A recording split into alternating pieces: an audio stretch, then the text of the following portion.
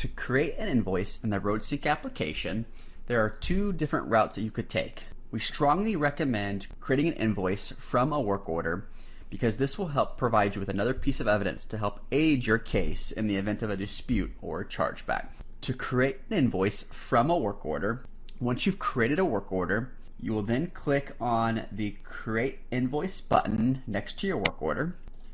When you click on that, this will launch the Create Invoice window with 4 basic steps to create an invoice, as you see in the roadmap up on the top menu bar. You will enter your driver's information and the email or cell phone number of which you would like this invoice to go to for payment. In this case, it is pulling in the information already completed from the work order. I would then hit save and continue if I don't need to make any additional changes. I can then, what I like to call, enter information into step 1B.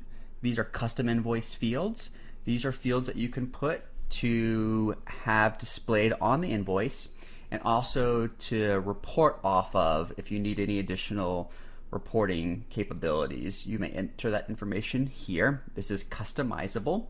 If you're a system administrator, you can do this yourself, or you can always reach out to RoadSync customer support or your customer success manager.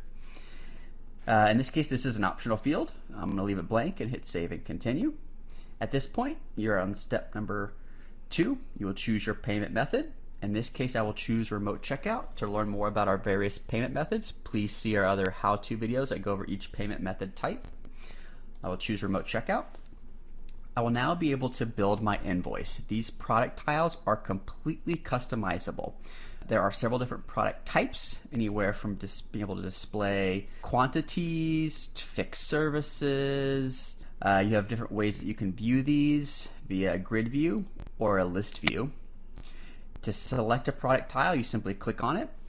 If it is something that allows you to add a quantity, you will be able to increase or decrease that quantity. You can also choose a specific service, or you may also pick something that is a custom amount. You may simply type in the dollar amount. In addition to that, you have several other menu items listed right here. You have your products. You also have line items if this is enabled. This will also allow you to customize your invoice any way you see fit.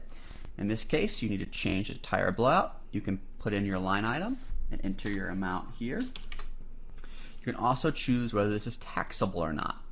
In addition, you can choose to delete this or copy this in case you did multiple of a particular service.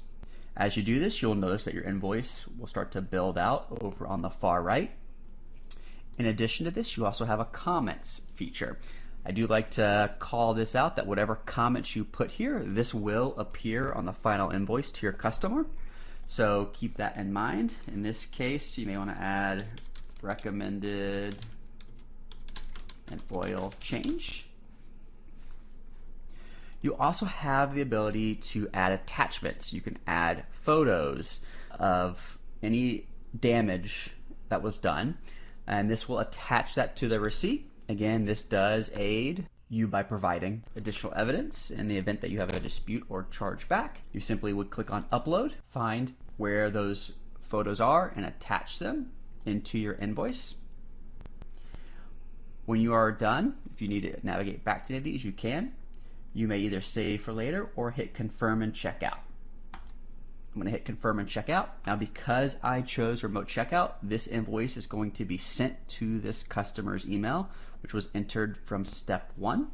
I may choose to change this if I would like, or send this to someone else, or a cell phone number if the customer would prefer to get this invoice via text. And I will click send to recipient, and this will then send this invoice to this customer to be paid. When the invoice has been successfully paid, a green circle with a check mark will appear. If the invoice is not successfully paid and a payment has been attempted to be processed, you would get this red circle with a failure. And if it's been sent but not paid via remote checkout, you would see that displayed right here with a yellow circle in a paper airplane. And if you come over here into these additional columns, you'll notice in the payment method, this is a remote checkout. When the customer chooses how they are going to pay, it will then update with the payment method that they chose, whether that is a credit card, a fleet check, or other payment type. If you need to edit an invoice for any reason that has not been paid yet, if you click on the drop down to the right, you have additional features right here. You can always view the invoice, resend the invoice, or edit the invoice as long as it has not been paid.